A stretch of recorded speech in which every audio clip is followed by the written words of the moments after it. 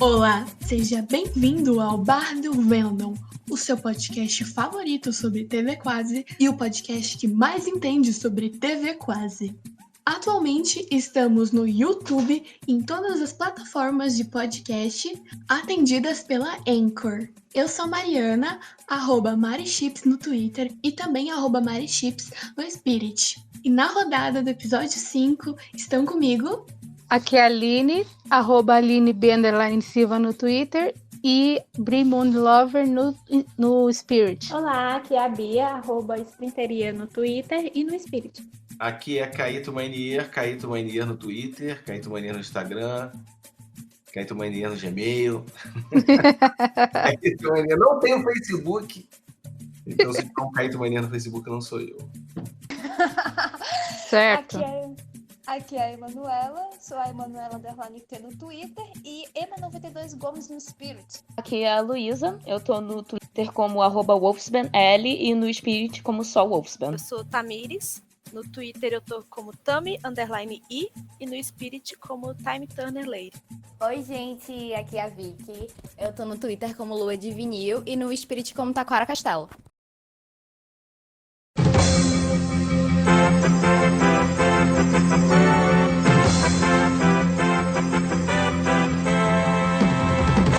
Atenção! Este aqui é o nosso episódio especial entrevistando Caíto Manier. Porém, a entrevista acabou ficando um pouco grande, então nós decidimos separá-la em duas partes. Essa aqui que você está ouvindo é a primeira parte do programa. Eu espero bastante que você goste. Ah, e mais uma coisinha.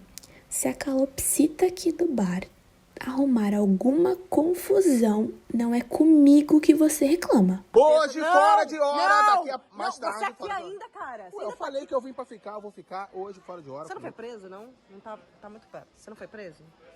Eu fui preso, mas então, eu saí. Depois explico. Você tem diploma universitário? Tenho, eu fiz faculdade de jornalismo relâmpago. Enfim, o que você acha? Gente, liga pro jurídico, rapidinho. Não, liga hoje, fora de hora, não tem jurídico nenhum. Fora de hora, hoje aqui. A gente tem educação aqui nesse bar, e como que tá a vida, né? Como que você tá? Tudo bem? Tudo bem, assim, né? O mundo não tá tudo bem, então a gente vai se adaptando, né? Essa coisa de ficar em casa, eu adoro ficar em casa, mas você ficar em casa mesmo obrigado é mais difícil. Porque tem as crianças também, né? A Dora é muito pequena, ela não entende, obviamente, nada, mas ela é muito rueira, não tem muito a ver comigo, acho que ela tem mais a ver com a Mari nesse ponto. Então ela quer sair, quer ir pro parquinho e tal, não sei o que lá. Aí isso é um pouco assim, você fica meio cortando o coração, mas ao mesmo tempo também tranquilo, porque você fala, bom, beleza, mas vai passar. E para ela vai ser mais fácil, né? Porque, sei lá, depois ela vai lembrar disso só como foto, né? Ah, aquela vez que teve uma pandemia. Não lembro direito. Mas, fora isso, tá tranquilo, cara. Mas, tipo, uma parte difícil é porque... Acho que vocês devem estar passando isso também, em alguma medida. É porque você acaba tendo que fazer tudo, né? Não que isso seja ruim, tá? Isso é bom. Mas eu acho que você toma a dimensão de quanto a sua vida era um segundo plano em relação ao seu trabalho. E às outras pessoas também. Uhum. E aí você vê quanto tempo você dedicava, quer dizer, você vê o quanto de tempo você não dedicava para si mesmo. Mas ao mesmo tempo, quando você vê o quanto que você precisa fazer, você fala, caramba, mas não daria, né, para eu ter também essa dedicação total a mim mesmo, senão eu não faria nada, a não ser, tipo isso, cozinhar, arrumar a casa, limpar as coisas. E aí eu acho que você também começa a entender que talvez você não precise de tudo tão arrumado assim, sabe?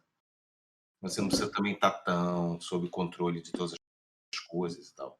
Então tá sendo maneiro nesse ponto, cara, assim, tipo, pô, tem toda essa parte difícil das mortes e tal, em algum momento as mortes chegam até você por algum, né, ou é um parente de algum amigo, ou é alguém realmente que você conhece e tal, então isso cria um certo tensão, né, você nunca sabe. Eu tenho meus pais, são idosos, meus sogros também, então eles até estão bastante isolados. E aí você fica um pouco tenso em relação a isso. Por outro lado, também tem todas essas descobertas que você vai fazendo sobre você, sobre a sua vida, sobre a maneira de trabalho, sobre como se organiza, né? E aí você vai vendo maneiras melhores de trabalhar menos, trabalhar melhor, de cuidar da casa também, que é uma coisa legal, de ficar com os filhos, essa parte está sendo muito boa. Poder ficar com a Dora muito mais tempo do que, sei lá, se não tivesse nada disso, sabe? Então, é isso, tipo, tá sendo um momento inesquecível. Vamos ver como é que a gente vai sair do outro lado. Eu espero que melhor. Não acredito que a humanidade vai sair melhor por algum altruísmo da humanidade, não. Mas talvez ela saia melhor exatamente por uma revolta, por uma força, pela raiva, pelo ressentimento de algum lado. E também pela solidariedade, né, por todas as coisas. Mas eu acho que a gente vai para um caminho melhor. Eu sou um otimista, né? Talvez isso seja um grande defeito. Eu não sei como é isso. Mas vai passar. Vai, com certeza. Pelo menos é momentâneo, né? E tá meio complicado pra todo mundo.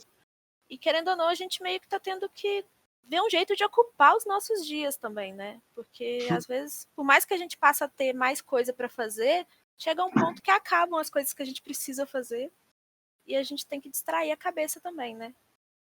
E aí, no caso, como você tem feito, né, pra distrair a cabeça? Já chegou esse momento de precisar distrair? Não, eu tava em férias. Assim, estranhamente, porque era isso, férias em casa, fazendo tudo que eu já estava fazendo. Mas não tinha aquele input do trabalho não solicitado, sabe? Tipo, tá aqui, aí alguém te liga, ó, tem uma reunião, tal coisa, eu tenho que fazer tal coisa. Não tinha isso, tava tipo, tudo super tranquilo. E aí foi bom, porque eu realmente gosto de fazer coisas. Qualquer coisa. Eu gosto de cozinhar, eu gosto de ficar com a Dora desenhando, eu gosto de ficar olhando a janela, eu gosto, assim, em geral, de viver e de fazer coisas. Então, as duas coisas não me incomodam. Não me incomoda eu estar sem fazer nada, eu sei curtir bastante não fazer nada, ficar sentado, jogando paciência, ou jogando algum outro jogo mais complexo. Mas paciência, por exemplo, sou um cara tão simples que paciência. Eu sei que é uma coisa de 12, mas eu jogo paciência desde os 6 anos de idade. Porque minha avó me ensinou a jogar baralho, sabe? Paciência mesmo, real no baralho. Minha avó me ensinou a jogar aí e eu gosto, assim. Então, hoje eu jogo no computador, não jogo no baralho, porque no baralho dá trabalho. E, assim, aí eu não gosto tanto de paciência assim, para ter trabalho e jogar paciência. Mas então eu sempre invento alguma coisa. Mas eu acho que se eu não estivesse trabalhando, eu estaria fazendo mais, assim, criando mais, sabe? Porque eu sempre gostei de criar, porque eu não tenho nenhuma pretensão quando eu estou criando as coisas, é só mesmo um momento de passar aquele tempo, de me divertir fazendo uma coisa que eu nunca fiz, ou alguma coisa que eu já quis fazer e não tive tempo. Então é legal. Aí eu cheguei e pensei, pô, na quarentena eu vou fazer umas lives assim, assado, eu vou criar uma historinha com os bonequinhos da Dora, que eu sempre fico imaginando umas histórias muito loucas com os bonecos. Eu vou fazer um vídeo, eu vou fazer um podcast do Jorginho, eu vou botar o site de novo no ar, enfim, sempre tem alguma coisa para fazer, e aí acaba que eu não estou fazendo, então tudo bem, sabe, eu também não me incomodo, mas eu tinha planejado fazer mais coisa. Eu acho que essa quarentena, para muita gente, foi isso também, né? Eu vou malhar, eu vou fazer não sei o quê. E aí você tá vendo no dia a dia que talvez não seja tanto assim. Você não vai conseguir tanta coisa assim. Só que agora que eu voltei a trabalhar, porra, cara, acabou que 2 projetos rolaram. Esse podcast já ia rolar mesmo, mas tem um outro projeto de série também, na Globo, que a gente apresentou. É porque só eu fiquei na Globo, né? Então, a resto da galera saiu. Saiu assim, porque quis, enfim, foram fazer outras coisas. Eu soube do Furlan, não sabia do resto. Não, todo mundo. Ficou só eu e o Pedro Leite, mas o Pedro Leite mais porque ele ficou com o mesmo. Ele ficou no Fora de Hora comigo, né? E aí. E o contrato dele era parecido com o meu, então a gente ficou. Mas o Fora de Hora acabou, a gente terminou a temporada. Aí eu engatei mais 2 novos. E aí eu tô nesses 2 novos. Aí, tipo, agora meio que eu tô fazendo isso, sabe? Aí tá um pouco chato, porque eu já tô me dando uma leve enrolada. Porque tem que cuidar da casa, tem que continuar. Esse pedaço a gente não conseguiu resolver, né? Então eu tô tentando ver assim, ou trabalhar um pouco melhor, mais objetivo, e também fazer o que eu puder. Tipo, chega uma época que você para de fazer sacrifício. Pra falar, meu irmão, foda-se, eu não vou trabalhar de madrugada. Velho, eu queria ter chegado nesse ponto. Sim. Não, ainda não cheguei nesse momento da minha vida. Meu sonho. Tem uma hora que você tem que falar, não, cara. Tem a hora do trabalho. Cara, porque tem esse Deus do trabalho que você é mó enganador do caralho, essa porra. Você acha? Tem o prazo, tudo bem, que você realmente combinou com a pessoa, ou qual coisa, ou tem uma data que se você passar daquela data não faz o menor sentido, você pode fazer o trabalho e tal, então tudo bem. Mas essa coisa do trabalho como a coisa que vai nortear a tua vida, porra, isso aí, você leva um tempo pra sacar que é caô, sacou? Tipo assim, você não vai ser um cara melhor só porque você é workaholic. Sim, é aquele discurso o trabalho te glorifica, você é melhor por causa disso. O trabalho edifica o homem. Workaholic é só se você é rico, mas se você é classe trabalhadora mesmo, você é só mais um explorado. Exatamente. Essa frase acho que é do Renan e ela é brilhante. É um pensamento que a gente tem já há alguns anos, porque todo mundo lá na Quase passou por isso, né? De trabalhar loucamente numa parada e depois perceber que não precisava. Ou que não melhorou, assim, não foi assim, o diferencial foi porque você trabalhou pra caralho. Não, 1000 outras coisas que não tinha nada a ver com aquilo. Valsa!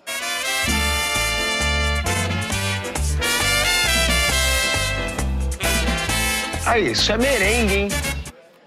Opa, mas não importa porque a gente tá... E aí, você pode adiantar alguma coisa desses 2 novos projetos que você falou? Não, um é esse, o podcast do Fora de Hora, que é basicamente Fora de Hora em formato de podcast, porque como tá na quarentena, não tem como gravar nada, né? E aí a gente grava assim, com o Discord, cada um na sua casa. Vai ter eu, o Paulo e a Renata, como era no programa lá. Vai ter o Adnê, a Luciana Paz e o Lobianco. São 6, é tipo um elenco menor. E a redação também é um pouco menor, tem um pouco menos gente. E o programa é um pouco menor também, porque a gente está querendo fazer tipo 30 minutos, que é quanto a gente fazia lá, mas no formato podcast. Então, assim, é mais longo, você fala mais sobre um assunto. Você não precisa ficar fazendo 1000 cenas, né, com 1000 personagens, sabe? Aí tá menor. Então seria tipo aquela rádio de notícias, uma coisa assim, mais rádio? Mas de humor, né? Continua sendo a parada de humor. Mas aí tem a parada da semana, tem sempre uma articulação. Mas a gente está fazendo os pilotos, a gente está exatamente nessa fase de piloto. Até aqui na minha frente está com o material que a gente gravou ontem, anteontem, na verdade, quinta, e aí eu tô só remontando para mandar pro cara entregar esse piloto, que é o segundo. Aí essa semana a gente vai fazer mais um, e aí vai ter o elenco todo. E na semana que vem, talvez a gente faça outro, ou então a gente já faça o primeiro episódio. Isso hoje a gente ficou nessa dúvida, eu e o Maurício Rizzo, que é o outro redator. E na quarentena, a Globo, ela pediu, como estava todo mundo na quarentena, os estúdios fechados e tal, ela pediu ideias para todo mundo de todas as áreas de programas que poderiam ser filmados nessa época. Assim, com as pessoas em casa e tal. Então, surgiu muitas ideias legais, coisas geralmente envolvendo live e pessoas assim, online, coisas que você possa fazer com Zoom ou até com Discord mesmo, enfim. Com esses softwares de videoconferência. E eu e o Rizzo, cara, a gente apresentou uma ideia completamente despretensiosa, de sério. Eu acordei de manhã com essa ideia, liguei para ele. Aí ele achou maneiro, devolveu. Aí a gente andou um pouquinho, a gente montou um projetinho micro, sinopsezinha, e mandamos. E esquecemos essa porra. Fomos fazer o podcast, eu fiquei de férias, ele também. Voltou o podcast aí semana passada. Alguém liga lá, porra, tem uma galera se amarrou, aprovou. Vamos agora começar a orçar, você já tem que ver equipe. Não, tipo assim, de um dia para o outro, pintou uma série de dramaturgia que a gente só tinha feito há premissa. Tipo assim, qual a parada que você tinha Do nada. planejado e que você, assim, tá irado. Não, você só, você vai contar uma piada, só que você só escreveu o começo, entendeu? Aí agora todo mundo quer saber o final, você não sabe também. Se vira pra contar o resto. E a gente fez um bom começo de piada, então fudeu, porque o cara quer que a piada seja boa, realmente, o final. E aí, cara, a gente tá nesse dilema. Bom, mas começou agora. Assim, a gente vai enfrentar e eu acho que em agosto vocês vão ver a série. Mas quando já tiver aprovado, tiver alguma coisa, com certeza eu já vou poder dizer e tal, não vai ser nenhum segredo e tal. Porque agora vai fazer orçamento, tá escolhendo elenco, mas tudo para fazer um orçamento. Então, nem aprovado mesmo tá, sabe? Você, tipo, passou por uma outra etapa. Porque a Globo, ela funciona como uma produtora que vende projetos para si mesma. Então, ela tem lá a Central Globo de Produção, é como se fosse uma mega produtora, e ela tem a área de conteúdo que faz esses pedidos para a produtora, entendeu? Então, a produtora depois ela devolve um orçamento, como a TV Quase mesmo. Eu chego na TV Quase, quero um Omelete. Eu queria um fala de cobertura de cinema. Tá bom, aí a gente volta, faz um projeto todo e devolve para o Omelete. Tem essa parada aqui. Tá, então eu quero. Na Globo é assim, a própria empresa pede para a empresa, aí a gente está nessa fase. Quando passar dessa fase, tipo, a Globo, a produção apresentar para a Globo, custa X, e a Globo falar, pô, maneiro, vamos fazer, aí eu falo. Mas isso deve ser em 2 semanas, no máximo. Em 2 semanas a gente vai saber se vai rolar ou não. E tem já um prazo para o podcast sair ou não? Tá Então, válido? o podcast, no original, ele ia sair na semana que vem, seria o último piloto. Na outra, a gente gravaria o primeiro, então ele sairia na outra segunda. Então, seria daqui a 3 segundas. A próxima segunda não, a outra não, a outra. Só que o que vai depender? Se esse piloto que a gente está editando hoje ficar legal, e a gente já dá para ver que tá legal, assim, em relação ao formato, tá? Porque piada e tal, a gente sabe que a gente consegue. Tá defendido isso. A questão é só se o formato é esse. Porque a gente fez um primeiro que a gente gostou, mas a gente falou, beleza, mas tá faltando tal coisa, tá faltando aquela conversa mais solta de podcast, mais aprofundada, tá muito parecido com a TV. Aí a gente gravou esse novo, que a gente já gostou pra caramba, mas aí a gente também teve um problema oposto. Às vezes tá meio descolado, às vezes parece só um stand-up grudado, isso aqui. Aí a gente vai fazer um terceiro. Se esse terceiro já ficar direitinho, aí o próximo já é o primeiro. Se esse terceiro ainda falar, não, cara, vamos ainda testar mais uma versão antes, aí a gente vai fazer mais um. Aí a gente vai adiar mais um. Mas isso na semana que vem a gente vai saber. Porque, de qualquer maneira, a gente teria que pedir esse prazo a mais, sabe? Então, tipo assim, quinta-feira eu consigo dizer a data. Certo. Legal. Eu vou deixar para a Aline fazer mais umas outras perguntas sobre essa parte dos seus projetos mesmo, da Quase e tal. Da Quase não, Fora de Hora e tudo mais. Mas a gente queria também saber, porque uma vez você comentou que queria fazer um projeto relacionado à educação. Esse sonho morreu ou ainda existe? Cara, a parada da educação sempre foi muito cara para mim, esse tema. Então, eu não consigo... O fato de eu ter começado a trabalhar com o audiovisual foi intimamente ligado ao fato de eu parar de trabalhar com educação. Assim, porque quando começou a ter mais trabalho de audiovisual, ainda dentro de uma ideia de hobby, assim, de uma coisa que eu fazia de maneira secundária, mas quando isso começou a crescer muito, eu tive que já sair de um dos trabalhos que eu tinha de educação, eu já tive que sair porque eu não estava conseguindo dar conta emocionalmente e principalmente de concentração, de entrega mesmo, sabe? No trabalho. Tipo, saber o que está acontecendo, ter o nome de todo mundo na cabeça, tá ligado em todas as histórias, tá ligado em tudo que precisa ser feito, papapá. Depois, quando o Nave, que ele dependia menos do meu trabalho, porque lá no Nave era um curso com a galera mais jovem. Caíto, rapidinho, desculpa te interromper, mas é o Nave da Oi? Nave da Oi, trabalhei lá há 5 anos. Eu estudava no Nave da Oi de Recife. É? Senti Caralho, feliz mal! agora. Pô, então, era o Nave da Oi do Rio. que é, obviamente, fruto do de Recife. Exatamente, é a mesma parada. Só que o da Oi do Rio tinha 3 empresas. Do Recife era só o César, né? Não, o César, a Oi e o Estado. Não, sim. Então, lá no Nave era o César, a Oi, o Estado, só que tinha a PUC e um outro grupo que era o que fazia o curso de roteiro, que eu esqueci o nome agora. Era um nome meio maluco. Não sei o que ponto, não sei o que lá. Esqueci. Planeta.com. Planeta.com, exatamente. Eu era da PUC, que fazia parte de multimídia TV. Então, o nosso convênio, quando a Oi entrou em crise lá, foi o primeiro que caiu, foi o nosso, porque a nossa equipe era maior, o curso era maior, era mais, ou seja, para a Oi devia ser o mais pesado. Então, para ela não acabar de vez, ela tirou o nosso e ficou com os outros 2, e depois ela tirou e acho que hoje só está o de programação, se não me engano. Eu não lembro mais. Quer dizer, eu não tenho mais acompanhado. E isso foi em 2015. Então, aí eu parei de trabalhar geral, entendeu? Com isso. E fui trabalhar com audiovisual mesmo. Aí tudo aconteceu.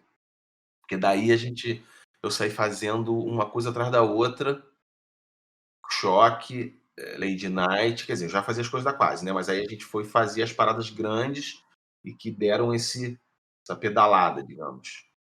Porque lá na época do Larica Total, eu só trabalhava no Larica Total. Em algum momento eu só fiquei trabalhando no Larica Total. Quando o Larica Total acabou, eu quis voltar para aquele estágio anterior, que era: cara, tô muito cansado, não via meus pais direito, namorada, tipo, sabe, minha vida tava tipo uma maior bagunça. Aí eu falei: não, vou voltar para trabalho normal, convencionalzinho lá, de segunda a sexta, e eu volto a escrever devagar. E aí ficou um tempo assim. Só que aí, gradativamente, essa coisa do vou fazer aqui de bobeira, foi dando fruto. Tipo, participar da coisa do edital lá, o Overdose do Arnaldo com a Quase. Aí daqui a pouco, Furlan, pô, você não quer fazer uma parada aqui de futebol? Aquela tua ideia, vai ter o Rock Go, vamos juntar as 2 ideias. Tá? O último programa do mundo, pô, vamos aproveitar aquele maluco que era o cara da van, a gente bota aqui e me manda os textos do teu site. Aí, o último programa do mundo. Entendeu? Então, a parada voltou a tomar aquele rumozinho mais, assim, despretensioso, só que em algum momento começou a ficar muito grande. Aí quando voltamos a 2015, aí uma hora, de novo, a parada virou a parada principal.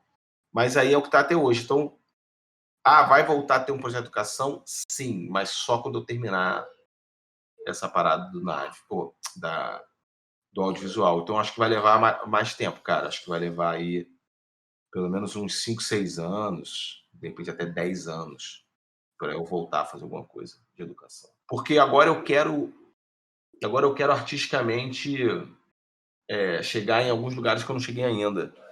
Por exemplo, na Globo é um lugar que eu nunca tive pretensão de chegar, não, mas uma vez que a gente bateu o pé lá no mainstream, assim, na maior emissora, com audiência, me bateu um lugar do tipo, porra, massa, tô aqui.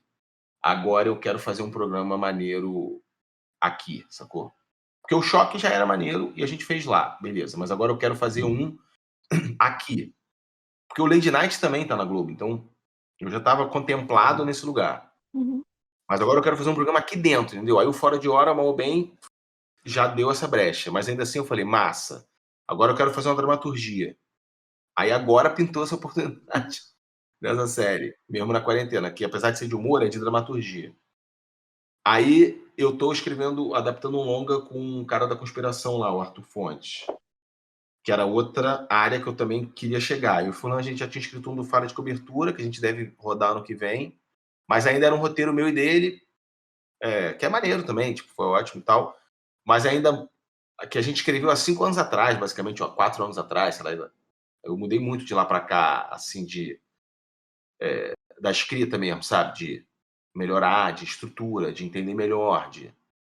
Então agora eu estou fazendo esse do Sem Filtro, que eu estou fazendo sozinho, mas ele é uma adaptação de um filme chileno, E aí esse eu tô ralando mais exatamente para também entregar um material de alta qualidade, entendeu? Uhum. Também fincar um lugar nesse lugar e falar assim, olha, eu tenho essa parada aqui que eu já fiz e que é legal, entendeu? Eu quero ter um trabalho de alto nível nesse lugar. E aí eu acho que eu vou levar uns 5 a 10 anos para contemplar todas essas minhas pretensões, porque tem muita coisa que eu ainda tenho que aprender mais, entendeu? E você aprende meio fazendo também, então não adianta eu chegar e falar assim, quando você é jovem, você tem esse pensamento. Eu vou fazer meu primeiro filme e eu vou ser reconhecido como um grande gênio.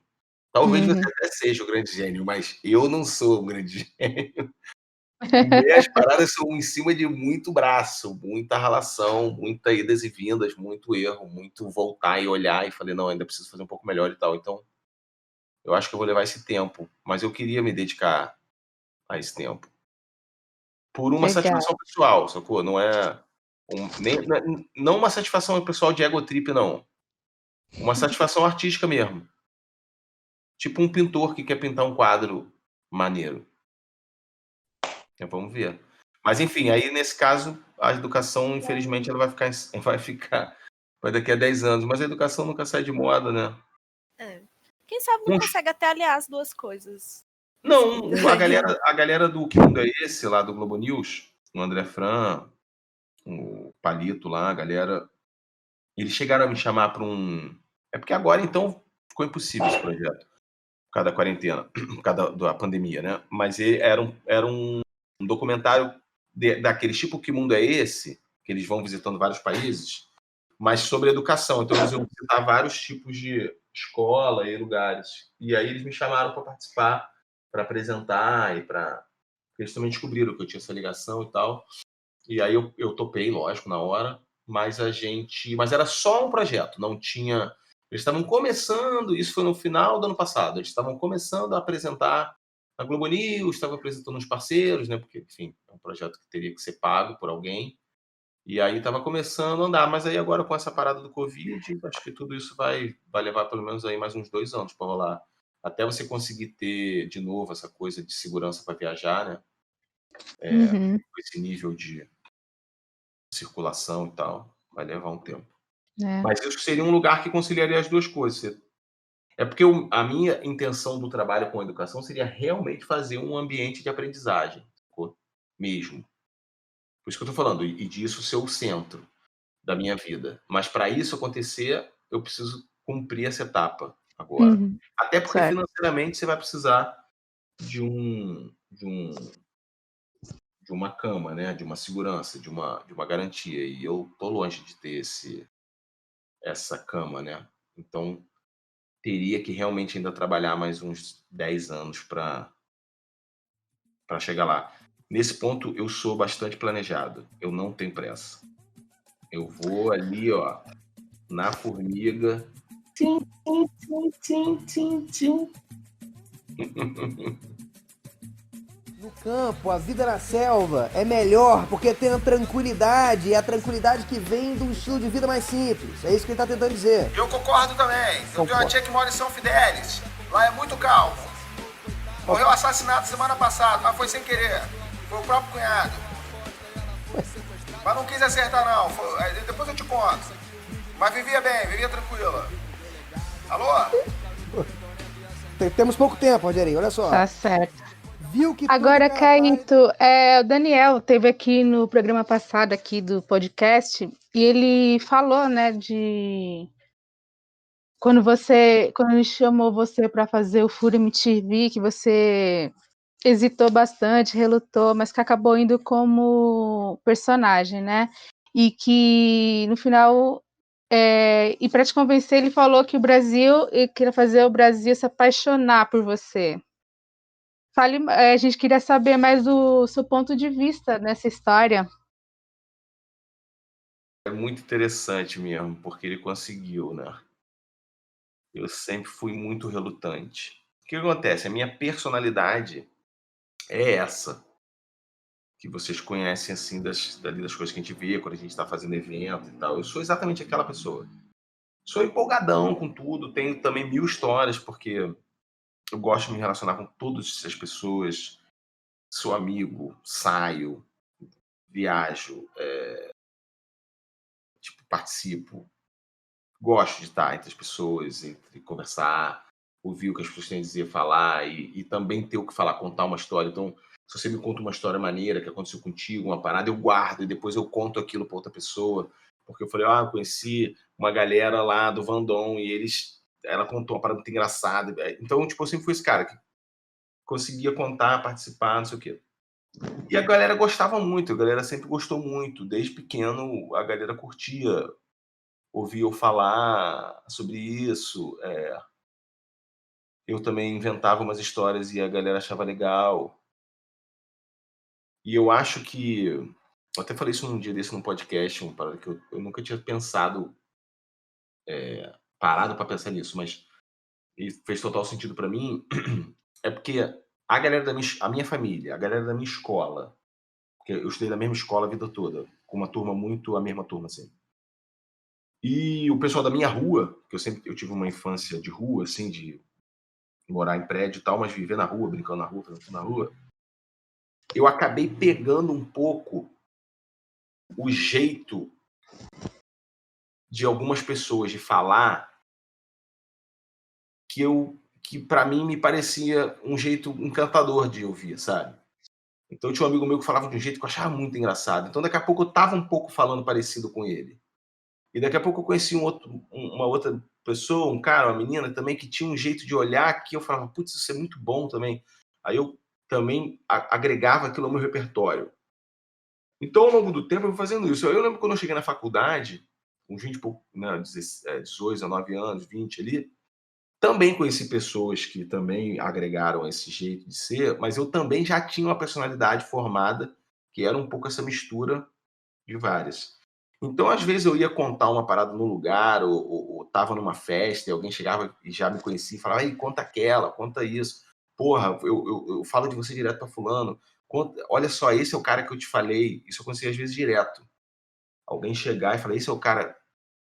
E eu achava isso bom e ruim, porque ao mesmo tempo eu odiava estar nesse lugar de sendo as atenções. Outra, eu achava péssima essa parada de Caíto é genial, não sei o quê. Eu tinha um ódio, meu irmão, dessa expressão, porque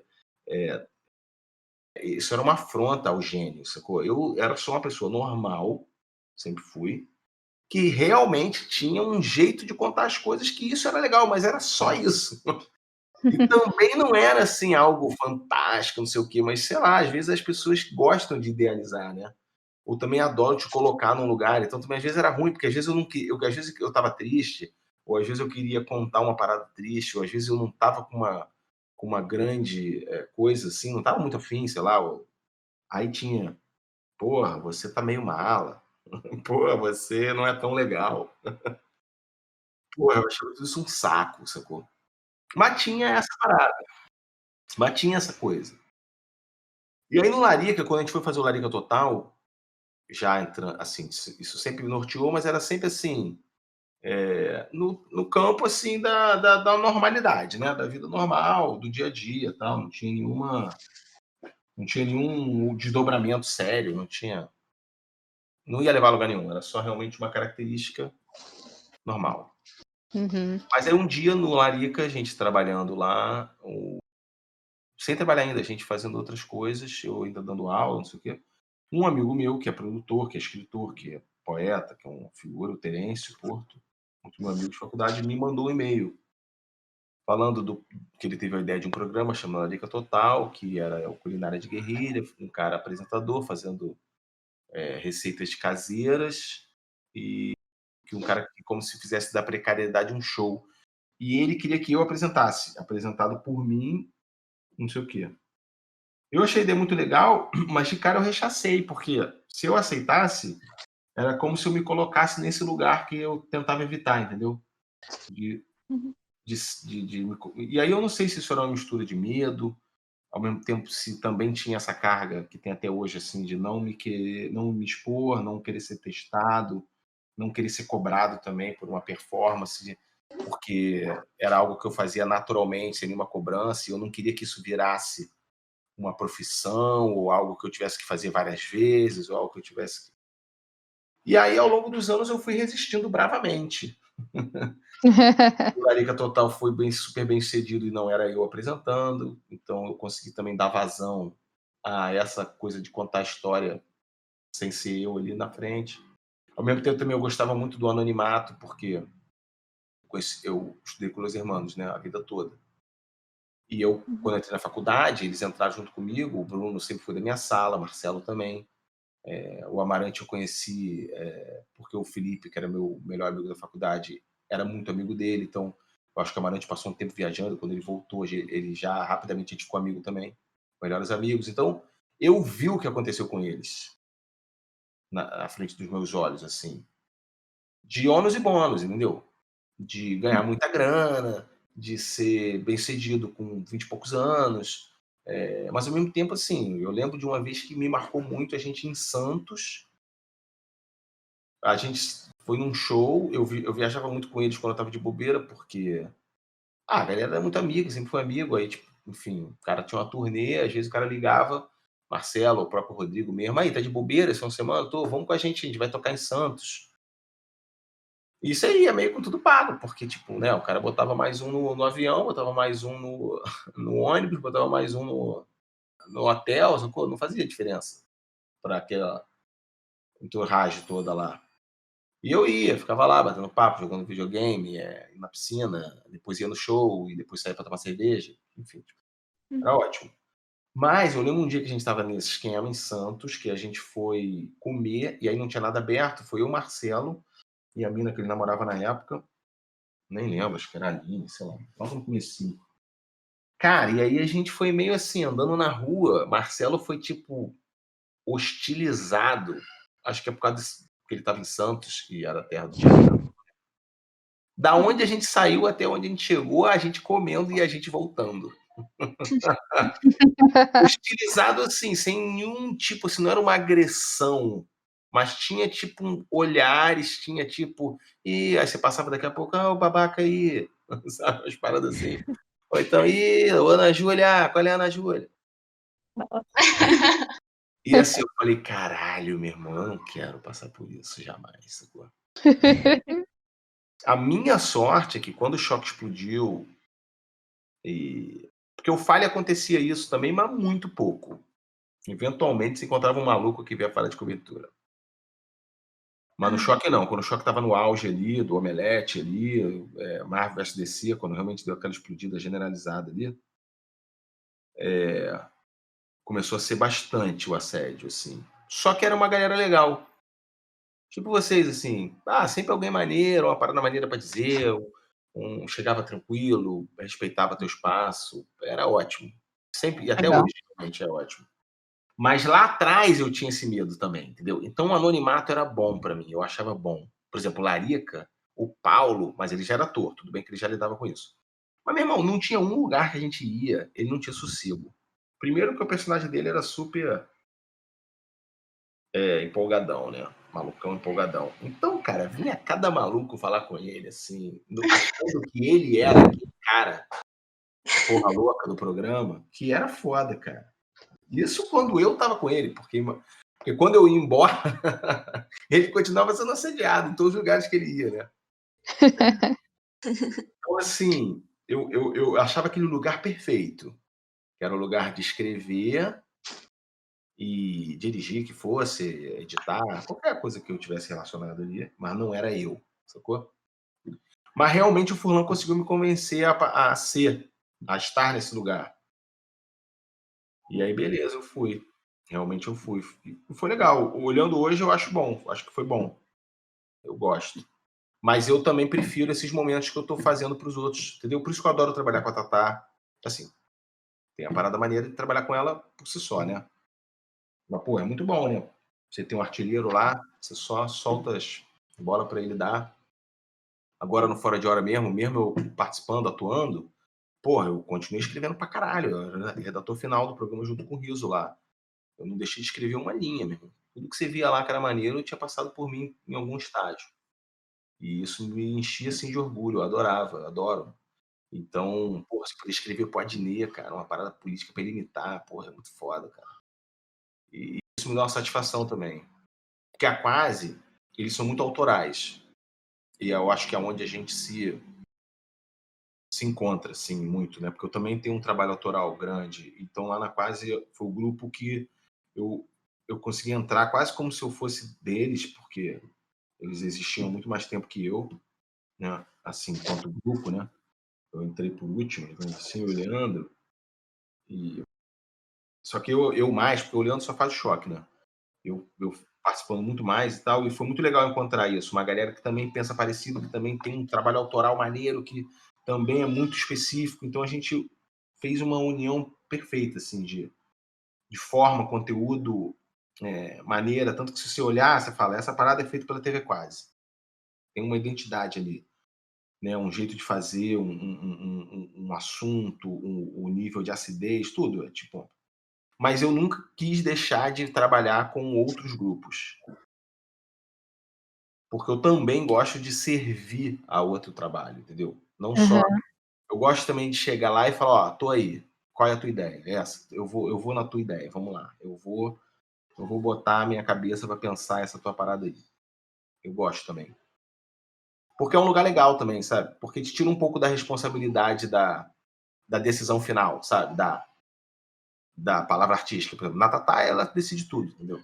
Então isso é bom também, porque te blinda de uma certa forma. E ao mesmo tempo também tem uma generosidade ali de você estar entregando o seu material para outra pessoa. Então é maneiro também. Assim, me completa também nesse lugar. E aí tá bom desse jeito. Eu faço as coisas com a Quase, eu também tenho os meus projetos que não tem nada a ver com a Quase e nem com a Globo, são minhas coisas, minhas pessoais e tal, tipo isso, Barulho do Momento, é uma série muito maluquinha, é umas coisinhas muito da minha cabeça que eu quero fazer e não quero ficar perguntando se alguém acha maneiro ou não, quero já chegar e fazer direto. E tem essa outra parte do trabalho que mal ou bem casa com uma certa profissão, né, no sentido de ser um lugar que você ganha o seu sustento, que é você trabalhar mesmo para alguém e tal. Porque aí você sempre tem trabalho. Então, tipo, trabalhando lá na Globo, eu posso trabalhar em qualquer programa. Eu nunca tive problema. Se alguém chegar e falar assim, você vai escrever Malhação, vou escrever amarradão e vou tentar ser o melhor escritor de Malhação que eu puder. Entendeu? E por aí vai. Então, tá bom, assim. Eu acho que... Então, às vezes eu apareço, às vezes não. Às vezes eu faço uma coisa que eu só vou escrever. Essa série, por exemplo, de dramaturgia, eu não vou atuar. Eu vou só escrever. Manu? Eu acho que ela tá mutada, peraí. Ela tá... Manu, você tá mutada. Voltou. Olá, Manu. Só a vez, Manu. Desculpa, é porque aqui no Ceará a temperatura tá baixa e o corno do meu vizinho resolveu colocar o CD do Sérgio Moreira declamando salmos. Caralho, maravilhoso, né? Tipo uma catequese forçada. Você tá chegando? Me dá uma ajuda aqui que o craque Daniel ele foi cobrir o encerramento da Olimpíada e me deixou sozinho aqui. E roubaram meu filtro, Rogerinho. Já cheguei, já. Desliga isso aí. O roteiro é esse aqui? É. Ah, achou que eu não ia apresentar um programa de esporte hoje? Achou errado.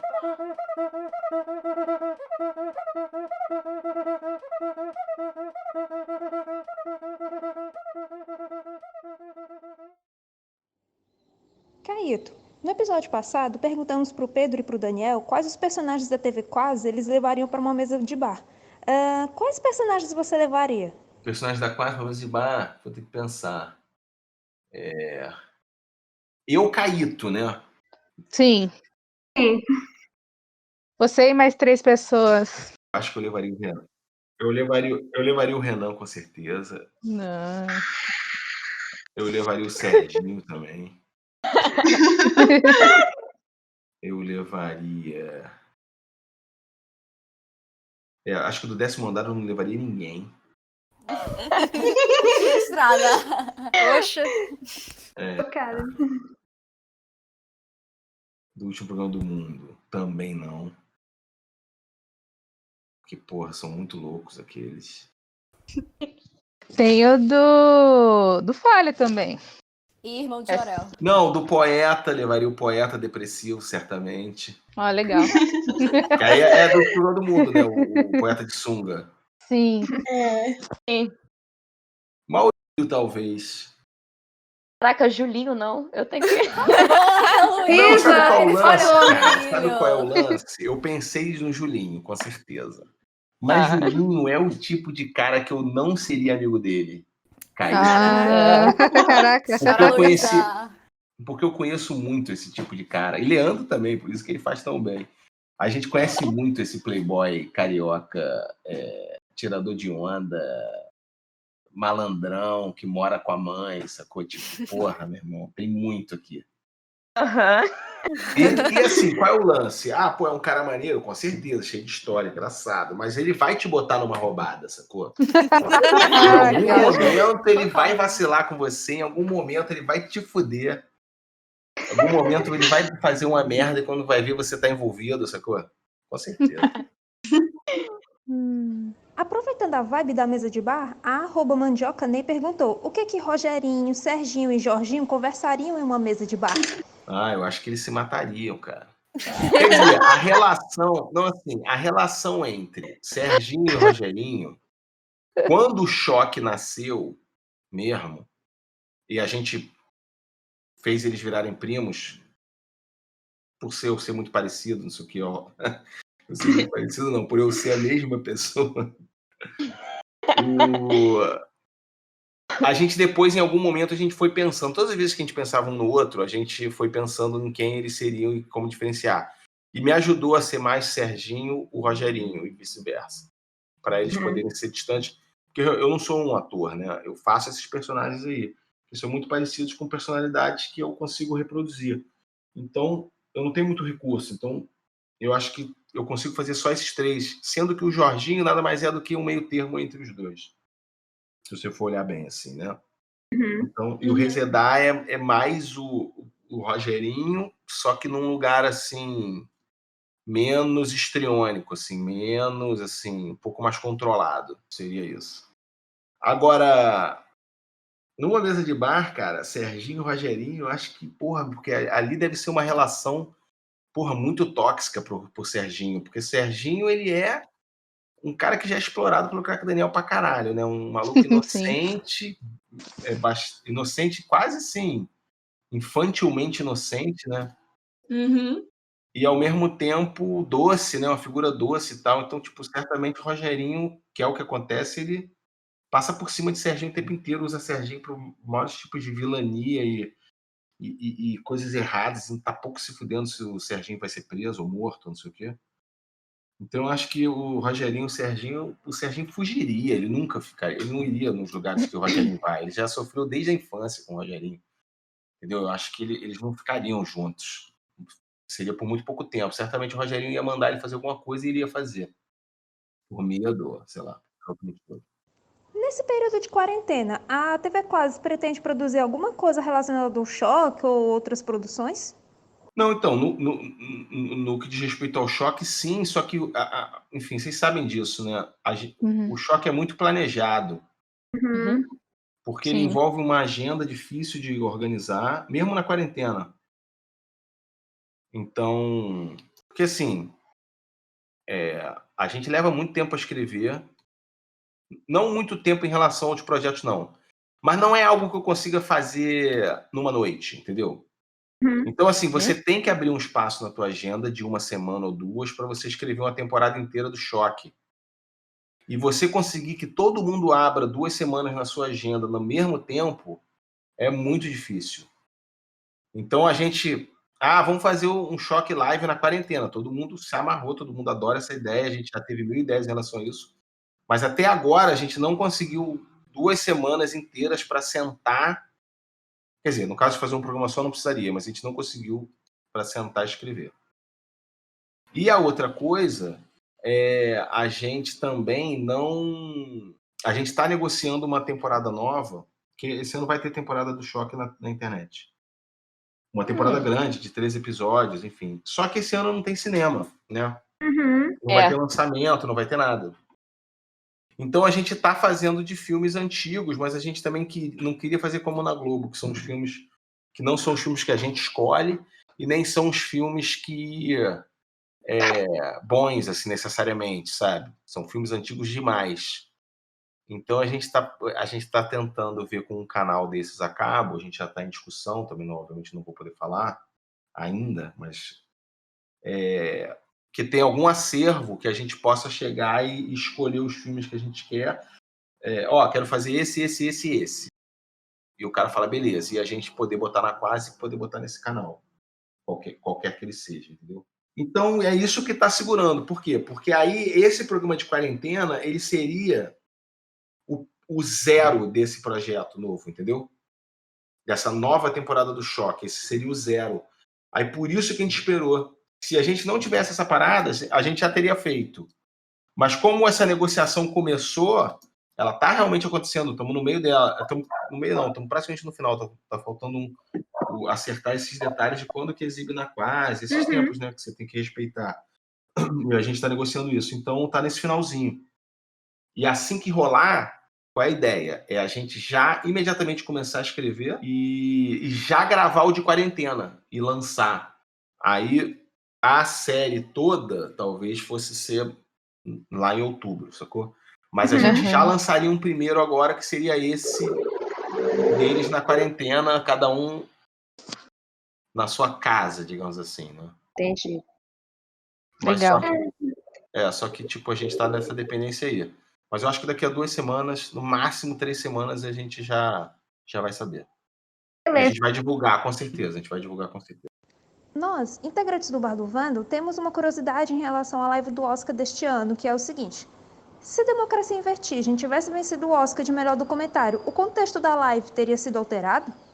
Não, a gente tinha... A gente na live do Oscar, desde sempre, a gente escreve a mesma coisa para os filmes. A mesma coisa que eu digo assim, não existe um texto se ganha, um texto se perde, sabe? É sempre um texto só.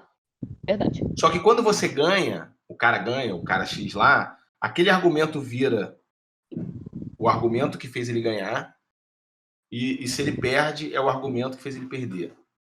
Sim. Tipo, ganhou Anthony Hopkins.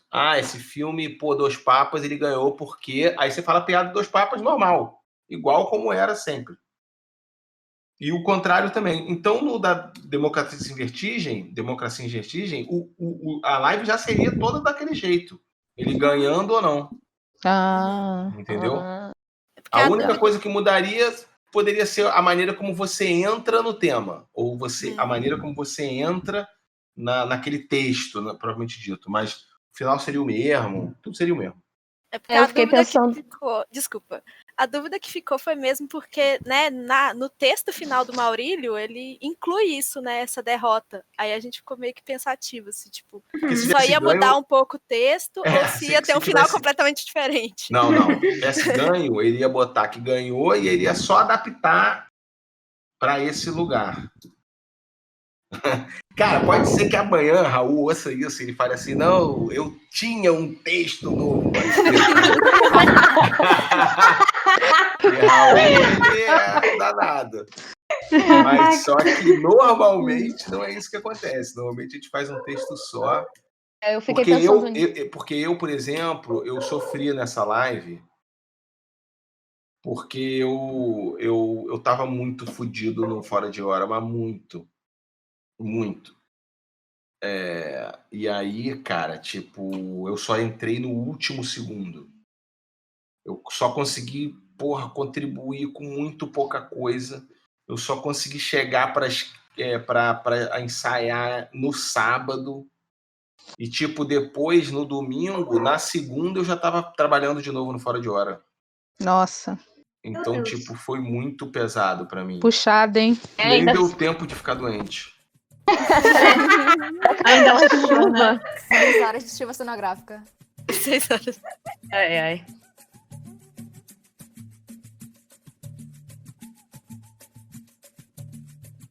Beleza. Então, beleza pura. Então, eu vou fechar aqui. Tá bom. Tamo junto. Corações. Ai, que lindo. Tá gravando. Oi.